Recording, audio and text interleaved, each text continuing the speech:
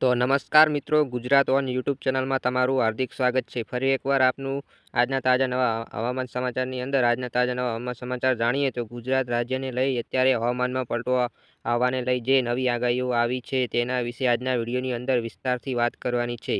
તો મિત્રો, વિડીયો જે છે તે ખૂબ જ કામનો છે અને ઉપયોગી રહેવાનો છે, કારણ કે વિડીયોની અંદર વાત કરવાની છે તો મલાલ પટેલે એટલે જે નવી આગાહી જાહેર કરી છે, જે જોતા એવું લાગી રહ્યું છે કે ગુજરાત રાજ્ય પરથી જે વેસ્ટર્ન ડિસ્ટર્બન્સ એટલે કે ડબલ બ્યુટી પસાર થવાનું છે, જેને લઈને તારીખ 9થી લઈને 19 તારીખની વચ્ચે જે ભારે વરસાદની આગાહી આપી દેવામાં આવી છે તેના વિશે વિસ્તારથી વાત કરવાની છે. અને બીજા નંબર ઉપર મિત્રો, બીજી ઘણી બધી કામની અપડેટ સામે આવી રહી છે, જેમ કે શિયાળો ચાલી રહ્યો છે તો હવે શિયાળાને લઈને પણ નવી આગાહી આવી રહી છે.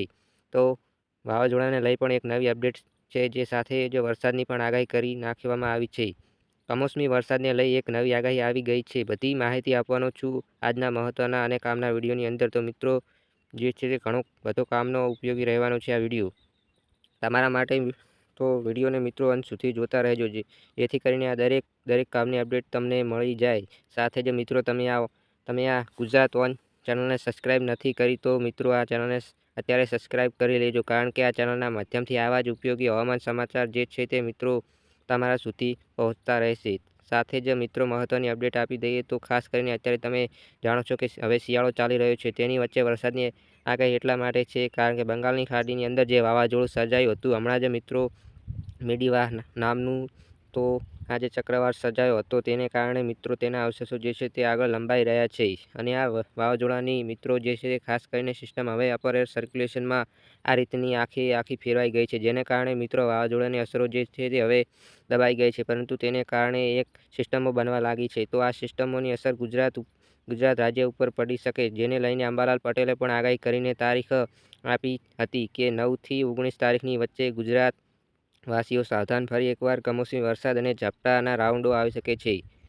તો મિત્રો, કહી રહ્યું છે કે હવામાન ચાલુ વાસ્તવિકતા શું છે તે ચકાસીએ. સાથે જ શિયાળાને લઈને પણ જે નવી અપડેટ તેના વિશે પણ વાત કરીએ, અને વાવાઝોડા વરસાદ વિશે પણ શું નવી અપડેટ છે તેના વિશે પણ વાત કરીએ. તેના પહેલાં તમને મિત્રો જણાવી દઉં, તમે આ ગુજરાત વન ચેનલને સબસ્ક્રાઈબ ના કરી હોય તો કરી નાખજો, વિડીયોને લાઇક ના કરી હોય તો કરી નાખજો, જેથી તમને આવા જ ઉપયોગી વિડીયો દરરોજ મળતા રહે. તો ચાલો મિત્રો, ફટાફટ મિત્રો આપણે વિડીયોની શરૂઆત કરીએ.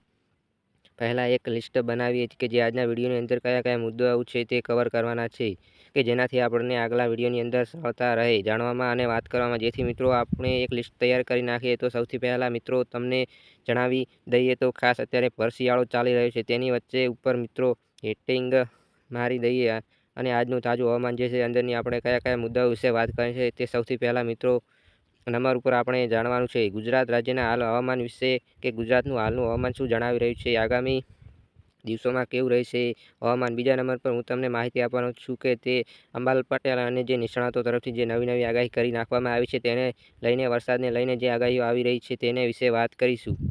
ત્રીજા નંબર પર હું તમને એક ગામનું નામ લઈ પણ અપડેટ આપીશ કે કયા કયા ગામના વરસાદની આગાહીઓ છે તે સાચી પડે.